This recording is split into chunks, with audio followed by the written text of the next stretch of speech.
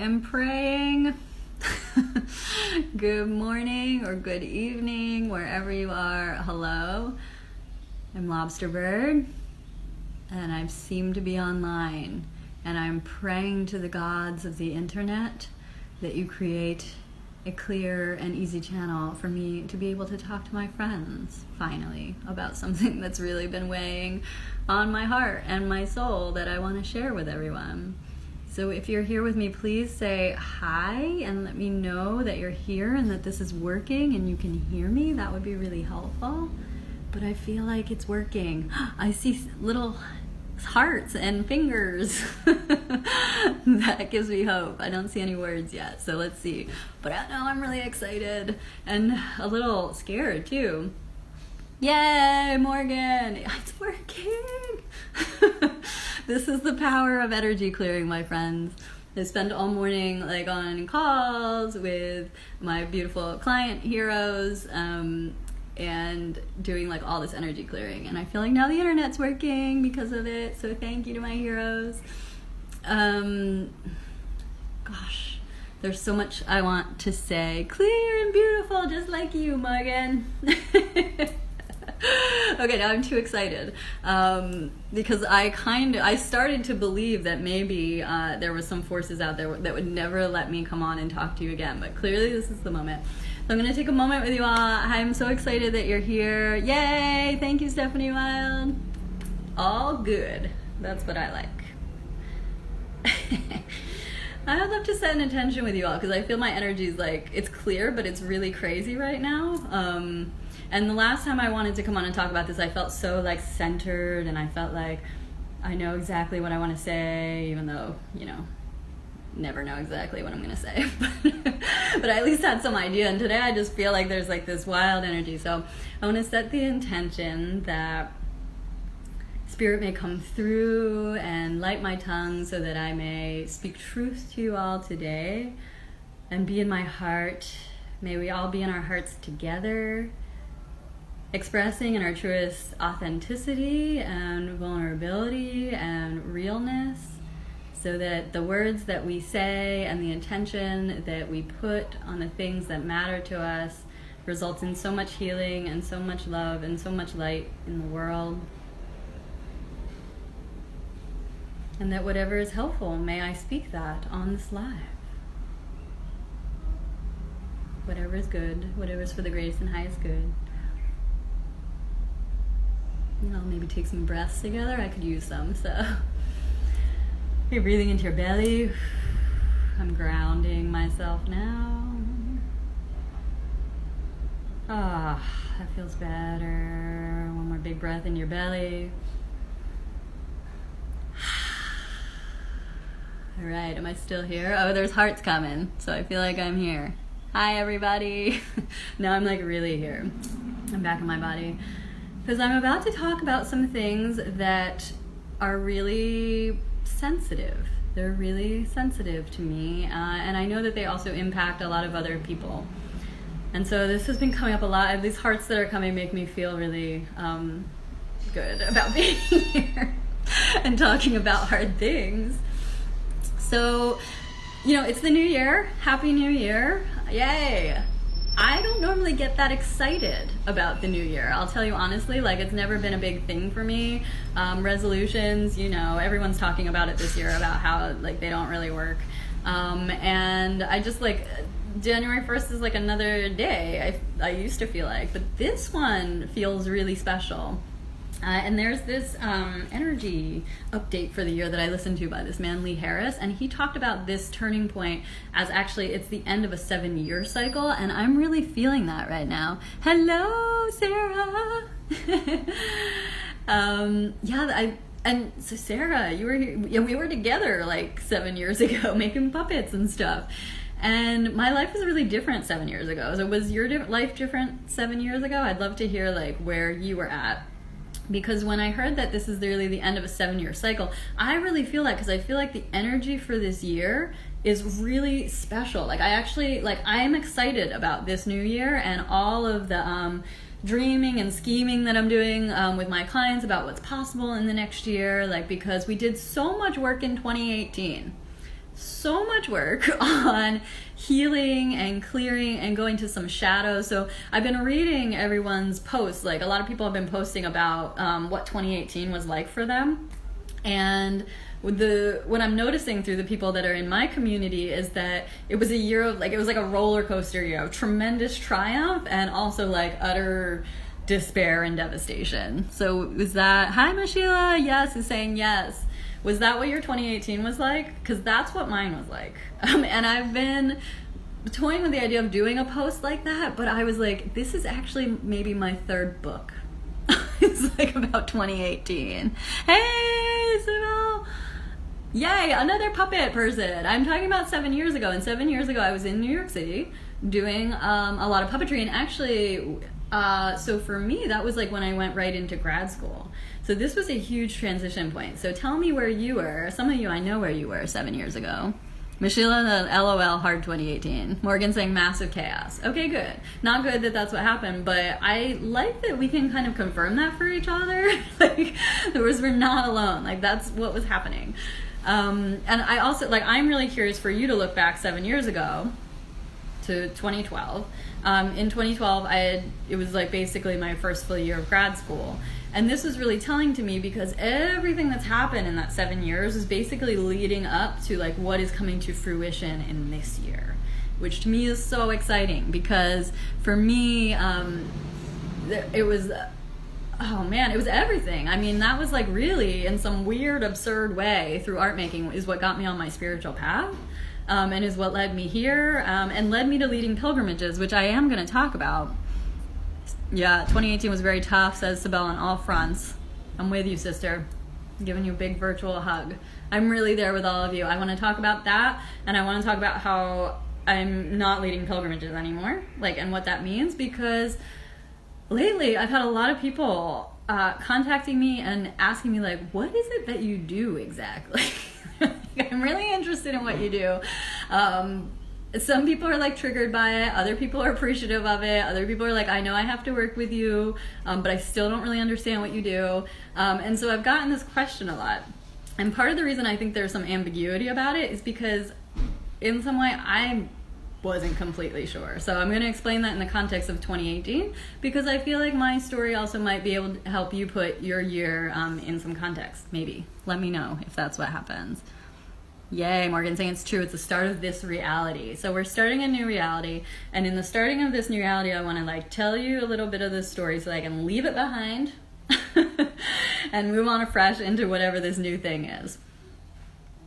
So I mentioned 7 years ago, I was in grad school, was on this art making quest. Like that whole thing led me to write, like, I talk about all this in my first book, Phase Out, that's what led me to go on the Shikoku pilgrimage, which made my whole life was a pilgrimage, which then, you know, when people ask me what I do, well, in short, I guide emerging spiritual leaders and healers and change makers on pilgrimages around the world so that we can heal our lives and build and create and scale like our businesses so we're fully supported and abundance, like actual prosperity, and so that we have the resources to really help to change the world. So this is what I've been doing. We're starting a new reality, it's true. And so this is the end of a 7-year cycle. And you know, and I love 7-year cycles. I was actually did some writing about this in grad school because every 7 years we basically shed every single cell, almost every single cell. Some don't actually do it, very few. But we shed every single cell into our body and it's transmuted, and so we're actually physically a whole new person every 7 years. And so if this, starting 2019, is the end of a 7-year cycle, we're new people, so we have a new reality. I love that. And so my new reality is that I'm no longer doing things. So when people ask me what I do, I just told you what I used to do, but I'm here to tell you what I do now. And I wanted to talk about that in terms of 2018 because I know that it was a chaotic, roller coaster, mess of a year for a lot of people, and myself included. And again, like I said, it was a roller coaster though. There was tremendous highs. So I started off 2018, a year ago, leading my very first pilgrimage, official pilgrimage, with my League of Heroes. So these are my long-term clients that I'm working with, and I call them my heroes. I want to take a moment to explain this because I don't like to call them my clients because they're not my clients. They're like my friends and they're my tribe, and they're actually, when I called us the League of Heroes, I didn't know like what that prophecy would entail. But you know who you are out there. I love you. Y'all have saved my life and saved my soul multiple times, and without my League of Heroes, I wouldn't have realized what I realized coming into this year, which is like what I want to express. And so we went on our first pilgrimage in January to Tulum, and from then there's been a whole series of pilgrimages that we've been on, which have just been like, you know, when I did my year in review, and actually like we did a ton of other like smaller pop-up retreats, and like did all of this ceremony, and like really it's so amazing to me. It's like when people ask me what I do, I think really it's like my biggest honor and excitement to witness people like step into their gifts and to be able to really understand who they are on a soul level and like why they came to this planet, and then like get rid of everything in the way that's blocking them from fulfilling that mission. That to me has been the most amazing thing to witness. And you know, and then that came with its challenges too, because what it does is it like stirs up the pot, you know, and 2018 stirred up the pot for a lot of people. And so I'm really grateful, you know, to have, you know, this community. I think it's so important that we all have communities that we can be a part of that can help us, so like when stuff gets stirred up we can clear it, and it's not like stirred up and then remaining chaotic like in our entire environment, field, and lives. So the most amazing journeys I've been on. I've also been on a bunch of pilgrimages that I didn't lead, a bunch like this. I can't even understand how I traveled this much in this past year. And then, and it's amazing. Like, it's just the most amazing thing. But then here's the other part, which I like feel like was 2018 for a lot of people. There was like some tremendous lows and tremendous darkness. You know, also in my business, I had a tremendous amount of, you know, like of wealth and, you know, prosperity and amazingness happen. And then there was like this whole period where there was nothing for a really long time. And I, you know, was really, things were becoming clear to me. And I'm going to tell you like how I navigated that and came out of it, because I feel like that's really important. But there was so much, I mean, every area, like the three main areas, right? Health, relationships, and like business, career, financial, that's like all one thing. There was like a lot of suffering that came up for me in these three areas. There was a lot of loss, like really a lot of loss, a lot of really hard things happen, and a lot of loss of faith on my part. And so this is really like what I want to talk to you about, and why this is related to me not leading pilgrimages anymore, is that when this all came to a head, so it was in May, it was around May, that things started to get, they started to go wonky, and I could really feel it, and was really like working on trying to understand, you know, like what's happening here. Like things were going so great, everything was growing and glowing and flourishing, and then, you know, what happened? And so rather than try to like push through it, you know, like I leaned back, which was new for me. And in that leaning back, had to surrender actually to a lot of pain that got brought up. Let me know if you're like still with me here, and if you experienced this in 2018 and like how you dealt with it, because this was new for me.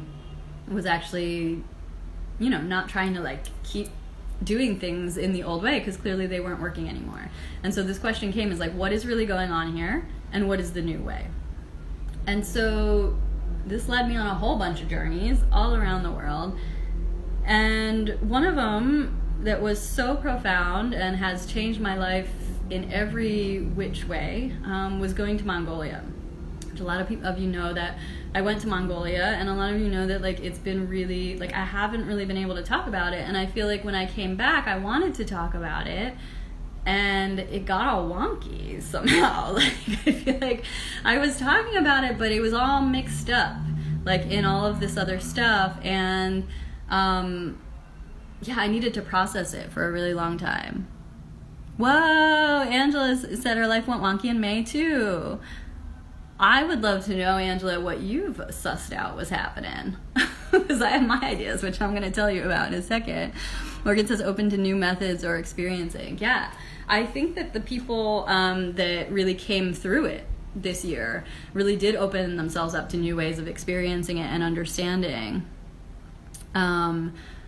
So Angela, please, I've been reading a lot of your newsletters and stuff, which have been brilliant and amazing, and I think that you've opened up to new ways of doing it too, so I'd love to hear about that. But yeah, so when I went to Mongolia, it was like so... I still find it hard, like really hard to talk about. So I'm not gonna try. I'm not gonna try. I'm not going to. But I do want to talk about one thing that happened during that trip, which has perfected me like in such profound ways. And I really like prayed on this for a while, actually, because I didn't want to talk about this if it wasn't helpful. And I've been given the green light.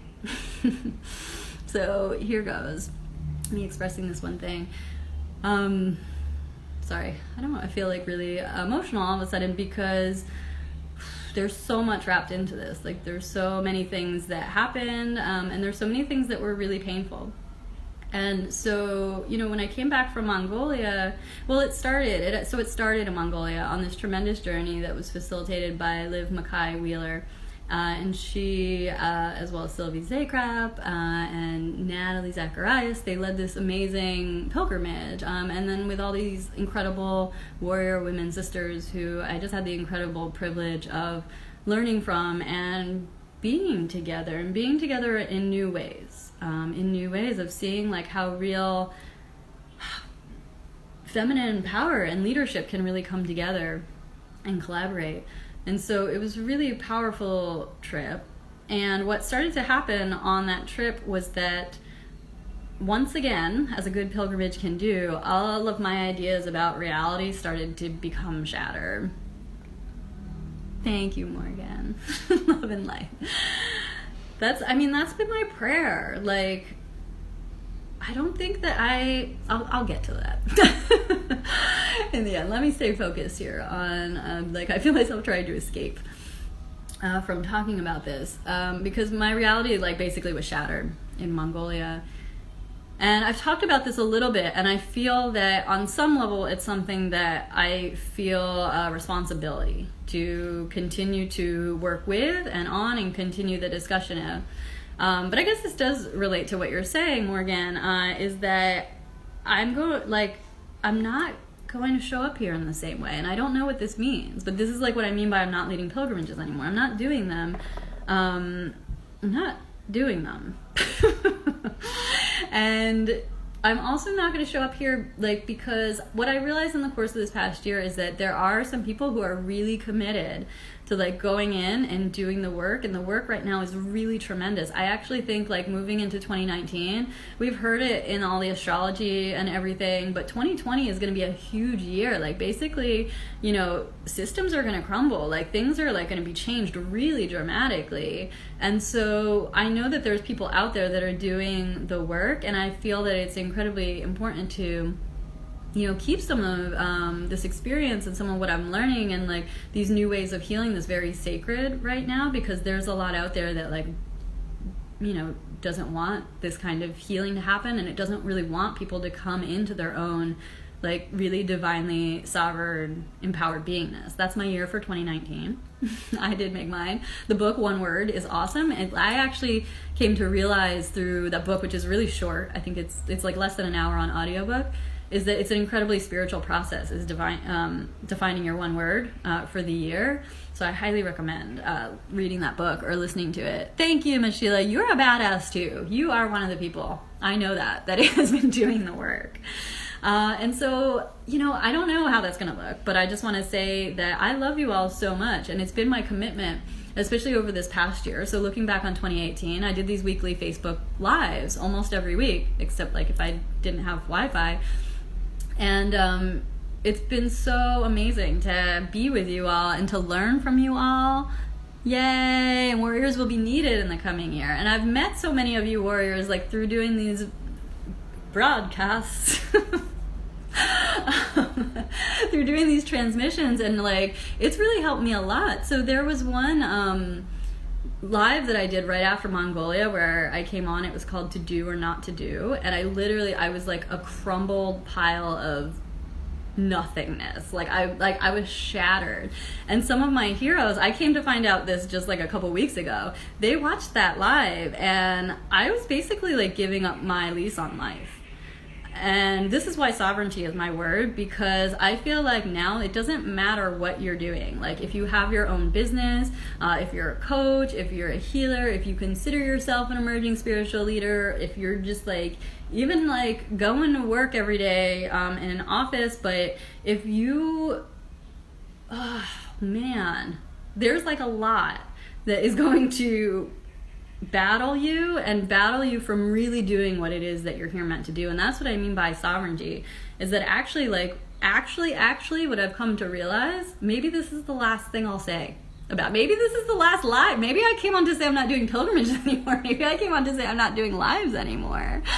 That might be the case, because I really think like this work needs to be done, and it needs to be protected, and it needs to be done within a sacred circle. I'm like work with women for all intents and purposes, because I feel like the divine feminine really needs to come up like into this power and understand. And it's not just a catchword, right? It's not like, oh, we're all goddesses, like, well, yes, that's true, but there is this, it's our enlightened nature, like that's within us. It's within our inner, it's our inner wisdom. It's the very core of our soul that's at stake here. That's what I realized. Like, and when our souls like are out, like all life, you know, like life is out of here. And I was really feeling that in a very visceral way. And so when I showed up to do that live, the To Do or Not to Do, and I was literally like, I don't even know what to talk about. It was like gross. And I didn't want to show up. And actually there were so many people that showed up on that live. Morgan was there like live, and a bunch of other people like really bringing me back to life. Like literally I looked dead and I was dying. And you all brought me back to life like with your wisdom. And then what I found out was that my heroes in the background were like, what the hell is going on with Lobsterbird? Like what's that? Is she giving up on us? Like is she quitting this whole thing? And like that's not okay. And so when I say that they saved me, like literally like they swoop back in. And you know, I realized like that is why I'm living, because I do know that I was put here on this planet to help empower those of you who are really ready, like to, I mean, we've been doing the work, but the stakes are a lot higher now. That's what I realized. And the work is a lot deeper and it's a lot more profound. And so like, actually it's really exciting, because what I've started to see from doing this new work is that the miracles and the magic are also like so much like, you know, when I wrote my 7th book and I was talking in Level Up, and I was talking about like how, you know, pilgrimage is the fastest path to transformation, and that we can live this magic life like here and now.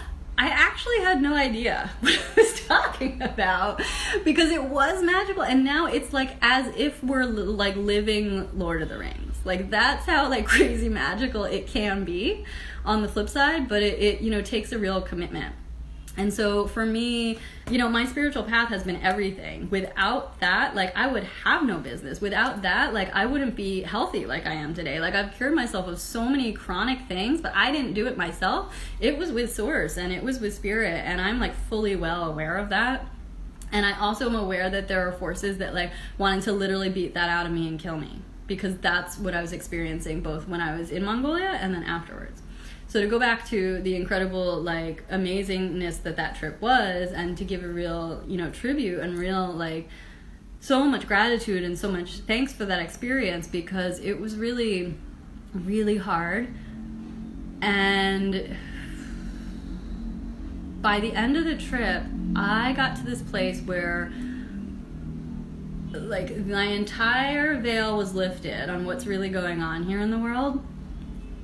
And I didn't know how to live in it anymore. And so if I didn't know how to live in it anymore, then I didn't know what to do. I am so happy for all of you that are commenting and telling me, I think, that I'm not crazy. Or telling someone else in this thread, because it's true, we're not crazy.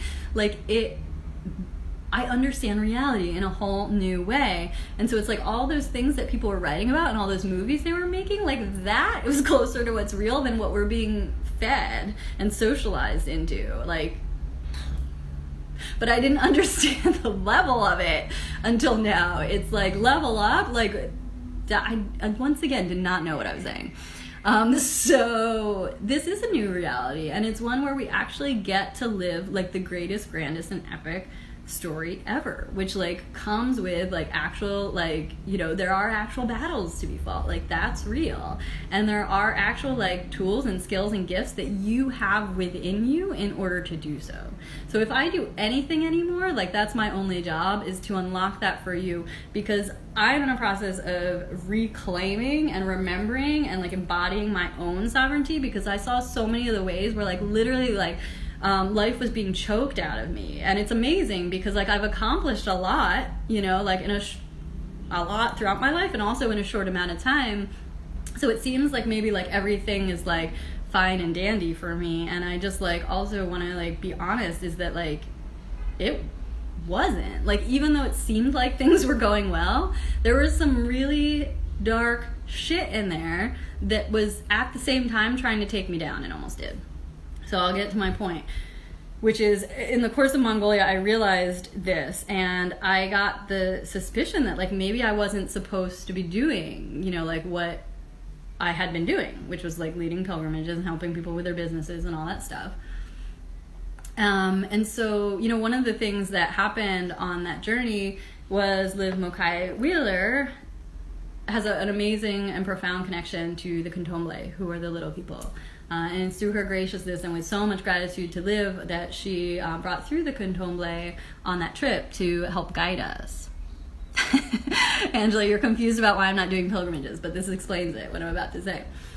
So at the very end of the trip, I have to like get grounded again, get in my heart again. Because at the end of the trip, I was already feeling this despair that was starting to set in, like, oh my gosh, like everything I've done and everything I've built was like, it felt wrong somehow. Like it felt wrong, and more importantly, like I felt wrong.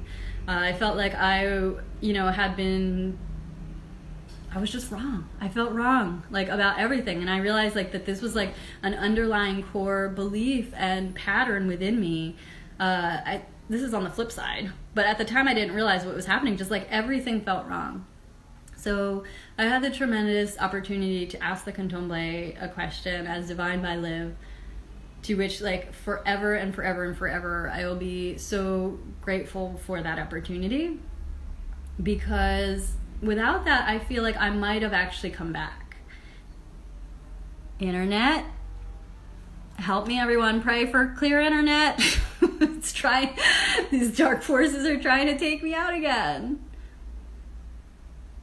Can you all hear me? It's because this is what happens when I get to actually like the really important like part of it. The internet tries to go out. I'm gonna trust. I'm gonna call on the light.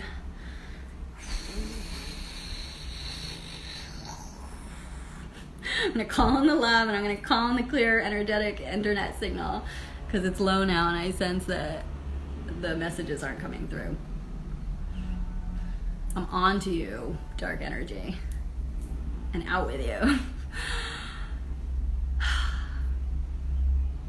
And this is what happened, actually. Ooh, it's clear again. So this is what happened during the divination, is that there was this dark energy that was trying to prevent me from connecting with the Candomblé and the little people. And Liv said, like, this was really rare, and basically, like, the Candomblé, like, threw their fingers up into the air and was like, screw this. They said it in firmer language, but that nothing is going to stop this connection. And so we like put up our protection and everything, and they delivered this amazing message, which is why I'm not leading pilgrimages anymore. I asked them whether or not I was even supposed to be doing the work that I was doing before, and if I was, and if I'm meant to be taking on people on pilgrimages, then like where and like what am I doing? Because that old thing I knew was not the path anymore. And so I again, like what I just want to express, like with so much gratitude, this message that came through, because this is everything. Calling in the light and love, because I'm seeing the thing that's trying to stop us. I'm not letting it. Everyone that's on this call, please, like, become my heroes in this moment. Call in the light, call in the clear energetic connection.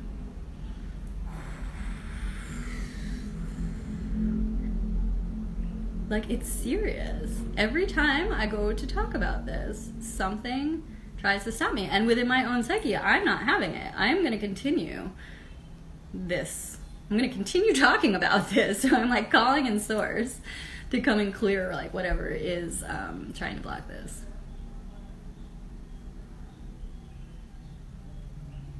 I need you all to do it with me. You can contact that light about 300 feet above your head. Call in the source light, like a waterfall of light, calling it in, clearing out anything in your field, anything in your body. I'm doing the same thing. Now the internet's back, clearing out the whole room and the whole internet. I'm clearing it with my energy. A thank you to you all for helping, and for those of you that stayed and are helping. All right, finally I'm getting to my point. Thank you, Angela, for keeping me on track. The reason why I'm not leading them anymore, because when Liv Mokai brought through this message, which I will forever be grateful for, is that I realized that in what I was doing over the past year, there was so much of me in it. Like, and I mean me in like the smallest self possible. So when I say things like I felt like what I was doing was wrong and I felt like I was wrong, or even those moments where I feel like I was successful and that I was like doing amazing work, they were all facets of me, like in my egoic sense, thinking that I was the one that was doing anything at all. And I was, of course, like I'm a human and I have free will and agency in the world. But what I came to realize from that pilgrimage, from all the other pilgrimages, and particularly from this message that was brought through, is that it's so much bigger than that. It's so much bigger than like this small little me that like, you know, like I do think it's amazing. Like Angela on here, I think it's incredible that I could write 2 like best-selling books with your help, and like, you know, and that all this like thing, this amazing thing could get started. I'm clearing the energy of the internet as I continue talking to you all. Like, I do think that's amazing. I also know for sure that was so much not me. And I know for sure, like, because of the way, you know, Angela runs her business, the Author Incubator, like, so much of that is in collaboration with Source. And I do know that, like, I was collaborating with Spirit and Source on these pilgrimages that I did in 2018. But what came through in the message that I got in Mongolia through Liv with the Candomblé was that, like, I'm not doing any of it anymore. My hands are like off the wheel. And so it might actually mean that I'm not actually leading pilgrimages anymore, and that's what I thought.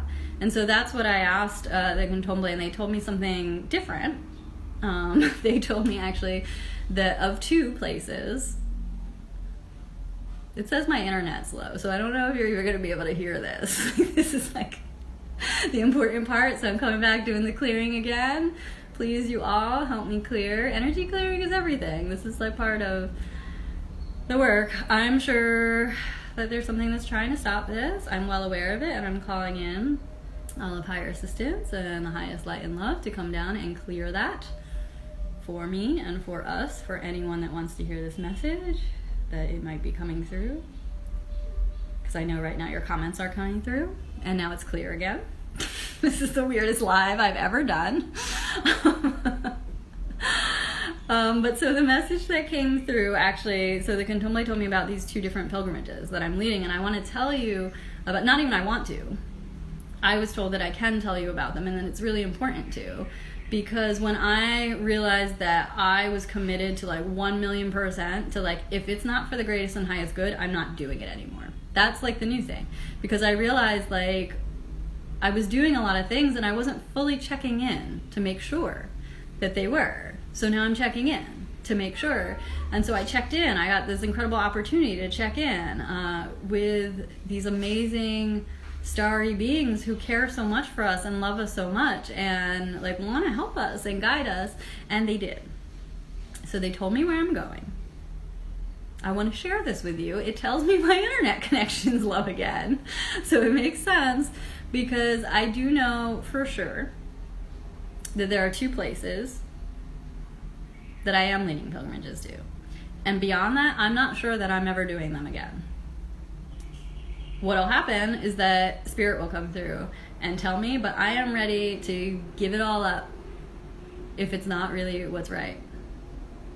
All right, now I'm going to clear my energy again so the internet comes back on.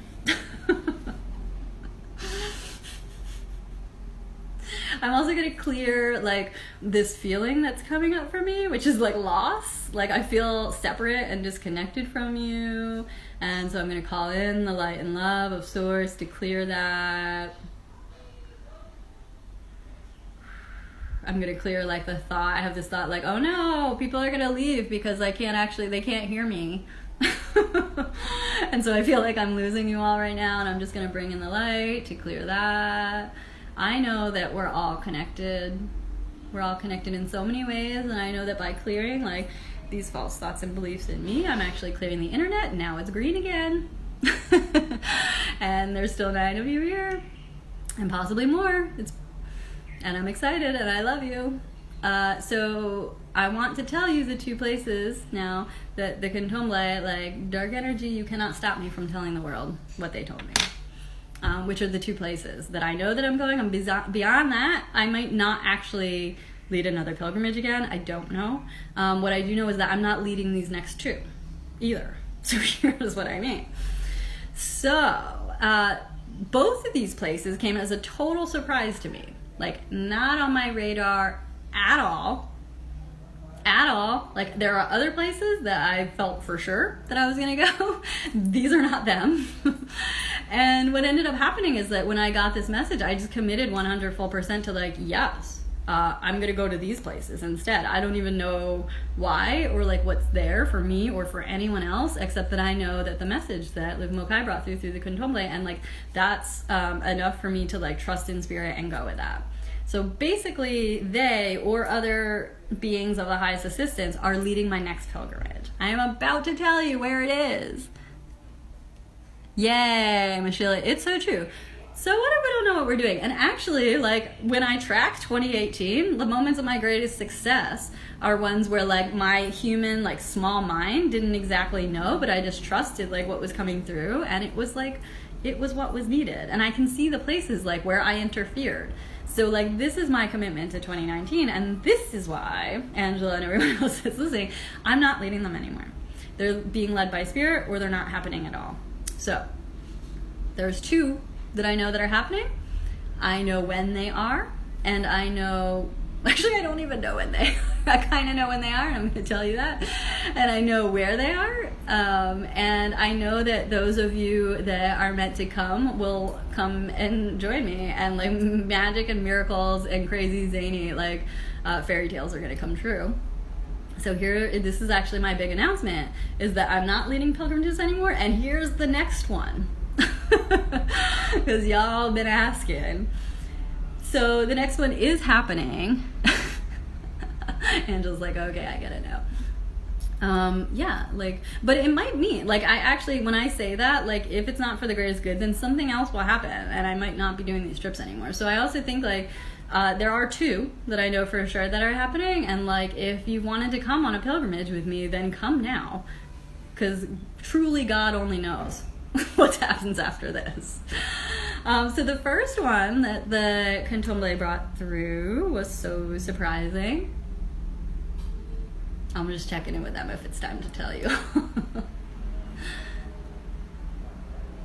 Okay, here's surprise number 1, is to Thailand. Anyone want to go to Thailand? Here's where it's happening. When it's happening is the beginning of March. If you are interested in coming, and I'm going to tell you what we're doing there because it's super, this is where the magic, I'm telling you what is happening through the course of telling you how this happened, because it's seriously, I'm actually not planning this. Like, I have not been doing any planning. Yesterday, I went into the ocean for a really long time, and I've been writing a lot. I like wrote this story that I'm working on. Thank you for the drum roll, Angela. Like, I'm not planning this, and it's all happening in this like fantastically magical, marvelous way. So once the Kondom said Thailand, I said, okay, fine, Thailand. I had been there once, and so I realized this is a theme, is that I tend to be being brought back to places that I've been before. So I was in Thailand in 2008. I went there with Stephanie Juen, who's now my company manager, one of my best friends in the world, and she will be coming on this pilgrimage. She's an amazing source of light and love. And we went on the Southeast Asian whirlwind monsoon tour, we were calling it. We went during the rainy season. It was totally crazy. And I want to tell you this story because it relates to what I was told about what we're doing there, which is that Stephanie and I had traveled together all throughout Southeast Asia. We had this amazing adventure. We went to Cambodia, we went to Singapore, we went to Malaysia, we went to, I don't know, so many places. And then the last place, Stephanie had to go to Hong Kong, because at the time she was working for a Belgian bank, and she had to go like meet some clients, or her company, I don't know, she had to go meet someone and do something important. Who's on my necklace? That is a great question. This is one of the beings that is leading the pilgrimages in the next year, Katie. This is Guru Rinpoche. I wanted to talk about that too, about my Buddhist spiritual path. Maybe that'll wrap into the story. But I went to Thailand before I was on my spiritual path. This is the thing. Like, I didn't know I mean, I guess I was on it, but I didn't know I was on it. And what I did know was this. Something told me what it was. I have my suspicions. I'm not going to name it. But told me to go to Thailand. And not just to Thailand. Oh, Stephanie and I did go to Thailand. We were in Thailand together. And we went to like Phuket and Bangkok, you know, like all the like the places. And it was kind of like, And then Stephanie had to go to Hong Kong. And something was calling me to go to the northern part of Thailand, to Chiang Mai, and like, it's gonna kill me to say this, but I want you to stick with me because this is like 2018. There's like a tremendous hard thing that's coming. And then there's like a whole lot of healing that happens because of it. So I got the memo, like I had to go to Chiang Mai to ride the elephants. Like, that was all I knew. Was go to Chiang Mai and ride the elephants. And like, it was weird to me because I didn't think I had that great of a connection with elephants, one. And two, like, I mean, riding elephants, I guess, seems like a good idea to tourists, but like, it wasn't on a bucket list. Like, I don't even know how I heard of it, but I heard of it and it just kept like echoing throughout my heart and throughout my psyche. And so it was this really hard moment where I had to say goodbye to Stephanie. She was like, please come to Hong Kong with me. And I was like, I can't. I have to go to the jungles of Chiang Mai on my own and ride elephants. Like, and it was like this crazy moment. And as friends, we had to like it was not easy, actually. Like, I don't know if Stephanie's gonna watch this, but I think she was kind of annoyed at me, or like was sad, or she had some kind of emotion surrounding my leaving and going to the jungle to ride the elephants. But I had to go. And so there's this really old Facebook album, actually, it's called Riding the Elephants of Our Desires. And I made this album, and it's just a bunch of pictures of me like feeding the elephants bananas, and like, I love those elephants so much. Like, I literally I almost died too. So this story is effing crazy. I don't like what y'all are probably, I don't know, whatever. I don't know if you're even here still. Let me know if you're here and listening to this crazy ass story. But this was actually the first time that I almost died in Southeast Asia. Is that I had this great idea, right? Like, I was gonna go to the jungles of Chiang Mai, ride the elephants on my own. I had to have this tremendous like breakup with my best friend to go do it. And then I got there, and the first night I had this amazing dinner. I ate like the best pad thai I've ever eaten in my life in this like small little place. I was staying like on the other side of the Ping River in this beautiful guest house with this family, and like swimming in their pool with all these orchids around. It was like beautiful, amazing. Ate the pad thai, had a beer had ice cubes in it because it's really hot. Didn't realize ice cubes are water. Don't drink the water. And got super, super sick. Like, maybe the sickest I think definitely, actually, the sickest I've ever been in my life. If you don't like to talk about bodily functions, you might want to close your ears for like 30 seconds, because I was puking and pooping and sweating. Like, things were coming out of every hole that I had all at the same time. Thank you all for your emojis, so I know that you're still here. But literally my entire body was like purging. I was sitting on the toilet and throwing up in it at the same time. I know this is the grossest thing ever. But it was so bad, and I was crying like at like every hole that things could come out of, things were coming out of, and I was crying. I literally cried out loud for my mom, who was half a world away and could not hear me. But I was dying, and I was calling out for my mother because I didn't know what else to do. And I was so weak, I couldn't go to like the family. And then there was also like mosquitoes everywhere, and there was a mosquito net over my bed, but there wasn't in the bathroom. So I'm being bitten and eaten alive, like while I'm purging everything inside of me.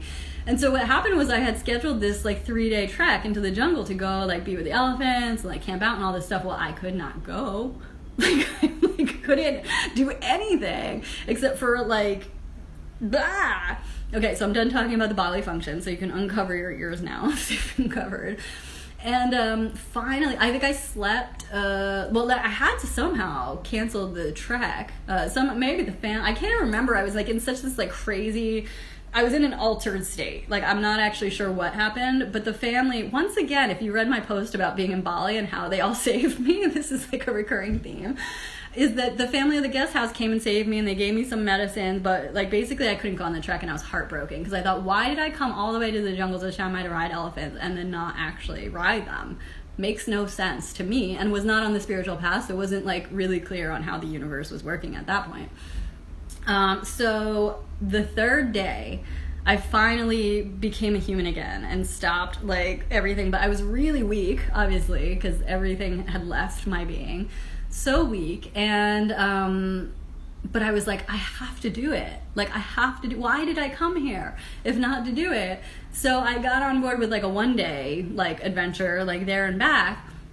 And I did go to ride the elephants, as you'll see in the Facebook the Facebook album I have, Riding the Elephants of Our Desires. I did ride them, and I became really great friends with them. And those elephants were really sweet. And not only that, but there was 3 amazing people that were on that trip with me. So I wouldn't have met them also if I'd gone on the 3-day trek, because they went on the 1-day trek. They were also Asian Americans from LA. Hi, y'all. You're listening. I know sometimes you listen, and I love you, and we had the best time, and we became good friends, and my energy came back, and I got a whole new lease on life, basically. And it was like from that moment where I like purified everything in my being, but like held firm to like this desire, and what I now know was a message from spirit to like literally go and have this experience, because if I didn't have this, I wouldn't be telling you right now about the upcoming pilgrimage.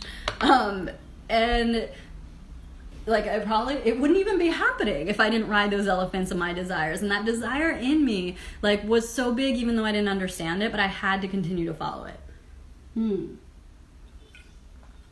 Okay, here's my point, is that I didn't, at the time, understand, like, why it was important that I rode elephants. I just knew that I had a life-affirming death and rebirth experience from following my heart and following, this guidance from spirit, which again at the time I didn't understand that that's what I was doing. Now fast forward to a decade later, and I'm by the sacred tree with Liv Mokai Wheeler, and she is graciously channeling the message of the Candomblé, in which I'm like in like despair and saying like, what am I supposed to do and where am I supposed to do? And they say, go to Thailand.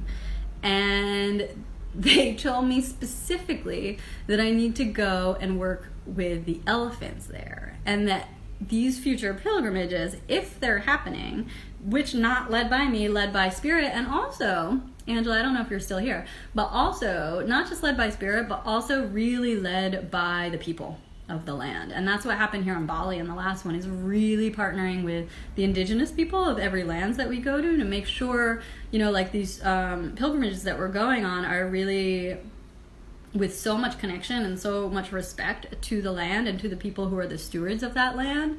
And so that our presence is actually helpful and healing because ultimately the people of these places and the animals of these places and the plants of these places, like, they know better than we do. And so any human interference on my part, like, I am getting out of the way. And so basically, like I said, I'm not actually leading these pilgrimages. Both Spirit's leading them, the people that I'm partnering with, and maybe potentially, like, they won't happen anymore unless these things keep showing up. And so here's what happened. Okay, now here's how this story gets even crazier. If it, Howell hasn't been crazy enough. Here's what happened next, is that I said yes to Spirit. I said yes to this, and it wasn't until I said yes to that wheels started moving, and then I realized how much healing is not just for me in this next pilgrimage, but for everyone else. So the message that the Contomle brought through was that basically, like, these trips also are all about seva. This relates to the Buddhist thing, Katie, because seva means service in Sanskrit, and loosely translated. But it's really about, like, how are we being of service to the world. And so I think for people that are, you know, spiritual leaders, healers, change makers, all those things, they really are here. Their soul mission is here to do something to help and serve this planet. That we have to understand that, like, we want to do that in our businesses, and we do it for our clients, right? Like, we do it by, you know, like, coming onto social media and, like, sharing, you know, like, what it is we have to share. Like, of course we do that, but, like, also, what about actual service, you know, like, actual service? And so the Contomble said on this next one that I'm meant to go and serve the elephants. And so I thought, well, that's amazing. I totally want to do that. And through this process of it being planned for me and for us, if you're coming, is I realized that there's a tremendous amount of healing because the elephants. So now this is where the story takes a tragic turn again. When I went to Chiang Mai to ride the elephants, I had no idea. Like, I was in college? No, I don't even know where I was. I was young, and I didn't understand the ways of the world, and it, like, I had only just started traveling not that long ago, and I didn't understand about what happens to the elephants in trekking camps, actually, and any of the elephants that are being used for anything like trekking or entertainment, like, so those elephants that paint, for example, or elephants in circuses, elephants that are doing anything besides running free in the wild have been, like, seriously abused. And I did not realize that. And I did not realize that because the trekking camp I went to, you can look at the pictures, like, those elephants, like, were really happy. And, I mean, they seemed it. Anyway. But they've been through tremendous trauma, actually, as have we all. And so here is, like, part of why this particular service is healing to us all, because, you know, we store that memory of what's happened to us. Morgan says, service is the ladder of growth. I love that.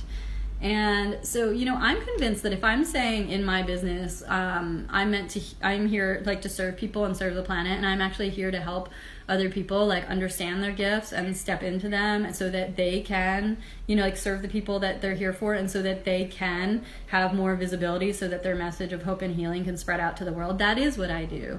And I know that we can do that by actually being of service and not just, like, saying it or wishing it or setting that intention. And so I know the next way is to go and be with these elephants. So, one, I know because of the graciousness of the Contomble to tell me, and then two, because of what happened after this. So this is crazy. Because a few years ago, I was going to India a lot with my friend Jamie, and we were engaging in this, like, social, we were calling it a compassionate social action project. I won't get into what that is, but I will tell you that I gave up on doing social action because I realized in my own being that I meant to be here to be helping people on an energetic level, and sometimes when we start projects that are meant to help people, they don't actually help people. And part of that is why it's so important to me to partner with Indigenous peoples, particularly when traveling. So why am I talking about this? Oh yeah, because we're going to help the elephant. So Jamie and I, like, reconnected again recently, and it became very clear to both of us that we were meant to travel together again. And so we were, like, sussing out, like, from our own points of view what that meant. Where were we supposed to go? I was like, Spirit's telling me to go to Thailand, and I have to go help care for these elephants. And she was like, it's so crazy that you're saying that. I'm like, I know. And I was like, wait, why is it crazy to you that I'm saying that? And so it turns out Jamie is a flight attendant, and one of her flight attendant colleagues, who she didn't really know that well, but they've been flying together for years, they just like started to kind of become friends and started talking.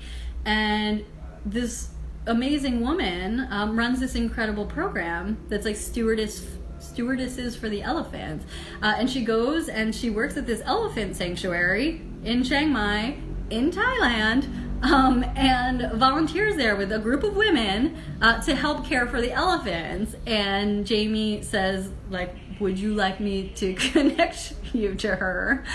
So again, this is how I'm not leading the pilgrimages. Like, that whole thing just happened. And there's this amazing documentary. It's called Love and Bananas. You can rent it on iTunes. I did. It's incredible. I want to tell you, it was produced by this woman, Ashley Bell, who I didn't know before then. Apparently she's a horror movie actress, which is very fitting, actually, because we are living like in what is like a horror movie. And the whole point is to like show up to this world with compassion, love, and understanding, and sometimes show up to the horror of it all, and still show up with what we're being asked to do and create like a tremendous amount of healing, not by running away from it, but by really doing something that seems scary or seems like we don't fully understand it, but we know we're being called to do it and we do it anyway. So anyway, that was a segue about horror movies, which are life, because Ashley Bell apparently is a horror movie actress, but made this documentary because she learned about the plight of the elephants in Southeast Asia.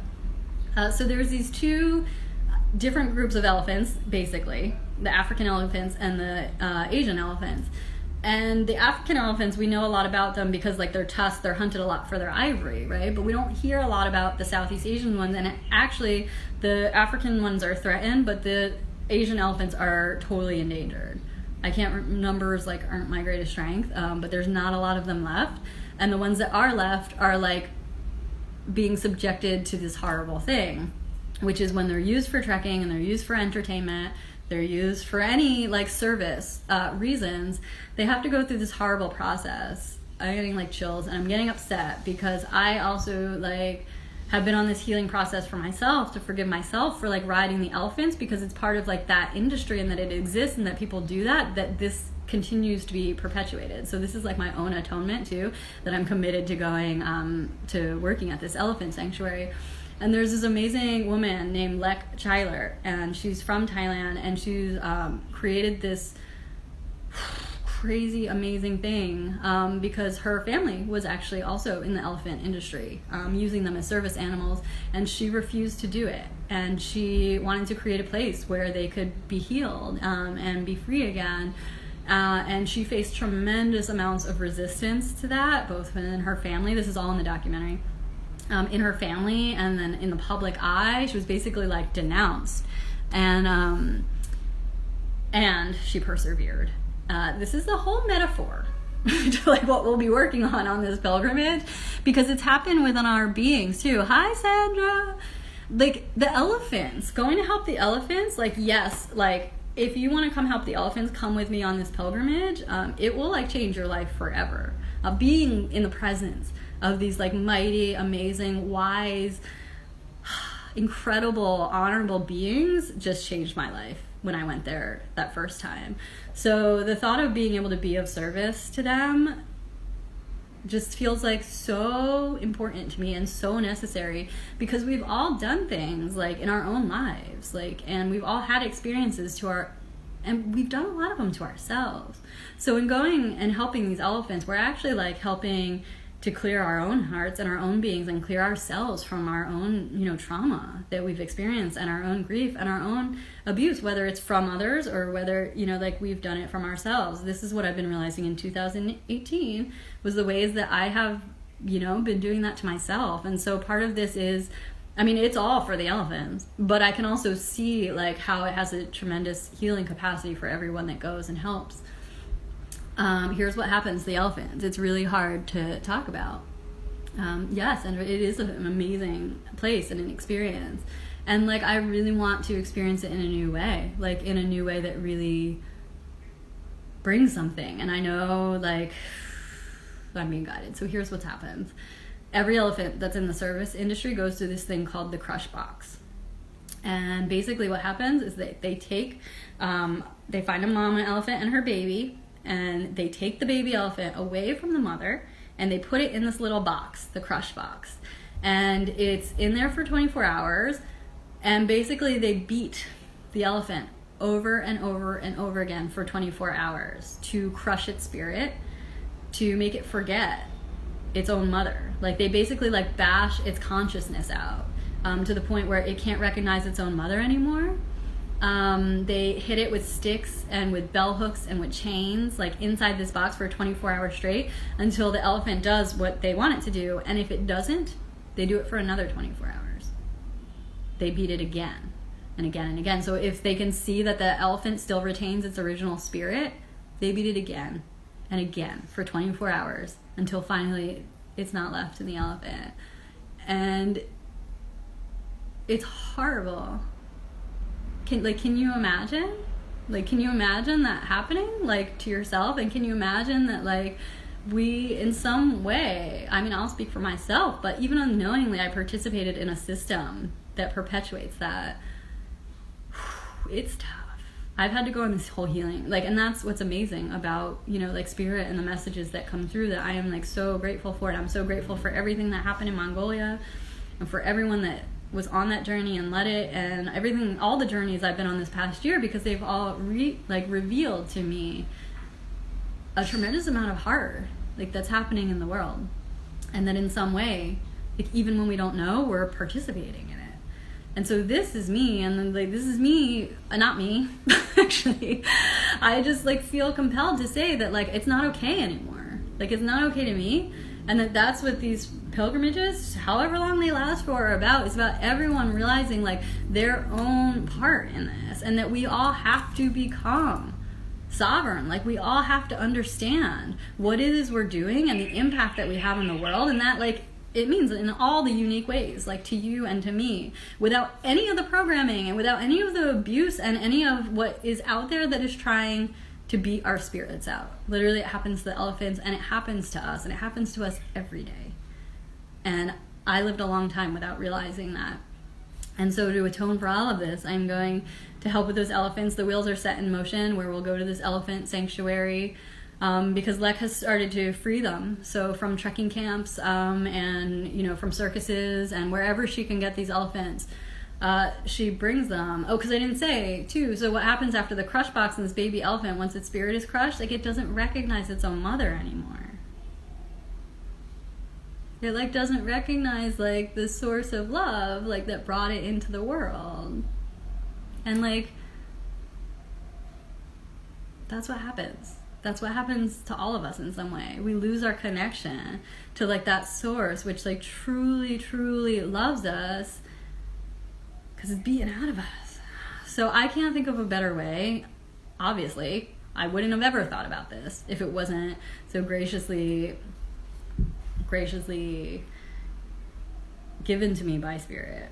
It is a great gift, because it has sent me on this healing crisis and this journey to realize, like, so many things and so many ways in which, you know, we can truly, truly be of service to the planet. So in this next one in March, we're going to Thailand. We're going to help out with the elephants. There's all kinds of things happening. But, you know, the point isn't really so much about, like, what it is that we're doing. It's really about who we're being. And it's about what we commit to in terms of, you know, what's really important to us. And committing to, like, go on those journeys, to do those things, to say those things that truly have some meaning for us and that are a part of our own truth. So I'm grateful to have brought back to my own truth, very, like, horrifyingly in many ways, but I'm back.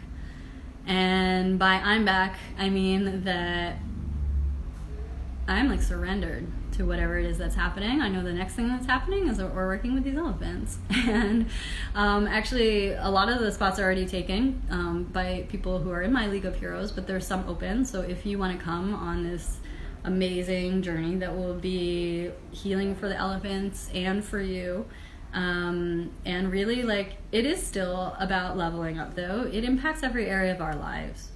And, you know, we are still filming the the series that I'm doing, the Spirit series. Love you, Morgan. So we will be filming also in this trip, and like, you know, so it is an opportunity. Like, it was so incredible to do this in Bali because it's a testament to like the kind of transformation that can happen. And this to me is the only kind of real transformation. There's a lot of things out there that will promise you X, Y, or Z, you know, that you'll make a lot of money, like, you know, that your health will get better, you know, like, and there's a lot of things that really do help. And I know, like, what I have come to understand is that there are a lot that aren't, because essentially, like, those programs are other programs, like, that are helping to keep you stuck. So this is what I mean. My pilgrimage, which started out as a program, is not a program anymore. It's a thing that may or may not happen. This is the next one. I've talked for a long time, so there was one other message that came through, but I'll share it on a different one. Yeah, but there's one other one, and it happened in another amazing, like, magical way that I, like, almost, like, can't even explain without telling you the whole story. So I'll tell you that one soon. But all I can say is that we're being guided. We all are. Like, again, this isn't about me. Like, this is when I say I'm not leading pilgrimages, because it's so not about me anymore. And, like, it'll become clear who's coming. It'll be clear what we're doing. And it will all become clear in the end what transformations were what was needed for each one of us. But the key is that, and my wish for you in 2019, this is my word, and the reason why I feel like I need to embody this sovereignty, is my word, is because we can't help others be free unless we ourselves are free. So I'm committed to continuing this work in myself, and like I said, it might be more quiet from here on out. But I'm also committed to this work with people who really, really want to do it. Like, you have to truly want to be free, and it's going to take a lot of courage, and it's going to take, you know, a lot of strength, and it's going to take going out into the jungle sometimes when, you know, everything else in the world would tell you not to. Everything else would try to, like, tell you, you know, that you're going to get sick and die, basically. If you follow your heart and you follow, you know, what your connection with spirit is telling you to do. There is so much out there is going to try to stop you. And this is the work that we're actually doing, is it's clearing ourselves so that we can no longer be stopped. Because, you know, if you're experiencing any struggles in your health, in your love, in your business, like, you are being stopped. There are blocks, and they need to be cleared. And until they're cleared, you're still going to have the blocks, and you're still going to be coming up against the same stuff over and over again. And there is a path to clear that. Your path is unique to you. But if you surmise that it might have to do with coming on this next pilgrimage with my League of Heroes and to help serve the elephants, like, there are so many beings that need us right now, and the Earl, that's the earth and the world combined. It's true, there are humans, but there's also the earth and the planet that need us right now to step up. So if you're ready to do that, your entire life will also change, and everything you want will become available to you. But you have to know, and that's the whole thing, is like, I no longer have to, like, try to convince anyone of everything. You know what's right for you. And you know that, like, you can contact me if you need help understanding what's right for you. You know, like, I'll help you. It might be coming with me, or it might be doing something totally different. But I offer that as my service to the world, and I know that those of you that are ready to do that kind of work will reach out. There's very else little I need to do, and that's why I'm not leading pilgrimages anymore. But I'm excited for the next one, and I'm excited for everyone that is coming, and I'm mostly just so grateful. I'm so just like, I'm kind of tired too, because I feel like, you know, I have been stopped from expressing this even to you, like, between all the internet things. And thank you again, you all helped me clear that, because it's been free and clear ever since we did those mid live clearings in this weirdo live that I did. But there's been something also that's been, like, stopping me from speaking this truth, and from, you know, articulating the reasons why I know this is so important and what even is happening, and I no longer am letting that happen. So that's my commitment to me and to you and to spirit, which I am so, so, so grateful for. Hopefully some of this made sense. I'm not sure. If it did, please let me know. And if it didn't, please let me know so that I can come and make more sense of it somehow. All right, I love you all. I will come and do one more live so I can tell you the next story about the next pilgrimage that I'm not leading. And this one I'm actually like not leading. But I will come on and talk about that at some point. And then who knows? It's a new year. And I'm excited to be in it with all you. I'm grateful for all y'all for being in this crazy roller coaster journey of 2018. And I'm really excited for this next 7-year cycle where we're brand new people and we get to create our new reality, being brand new. Great. Thank you, Sandra. It makes sense to you. At least if it makes sense to one person. And if it doesn't, really, I want to know. I want to show up. And I want to show up bigger and better. And by that, I mean, like, not in my ego. Like, I want to show up and, like, connected to all that is, like, with you all and in communion with all you all. And so if there's any ways I can do that better, please tell me. Because I'm committed to our total enlightenment and I'm committed to our total empowered sovereignty. Because I know when we're each in our own sovereign beingness, everything else flows. We get to do all the things, we get to have all the things, and we get to be exactly who it is we came here on this planet to be. So thank you so much for being here with me during this crazy year and into a new one, which I'm super excited for. I love you all. Yay! Mermaids coming to be with the elephants. Watch the documentary Love and Bananas. Please, if this is interesting to you at all, you will see like how profound this work is. I'm so excited to truly serve in this new year. I love you all. I look forward to serving you and serving with all of you very soon.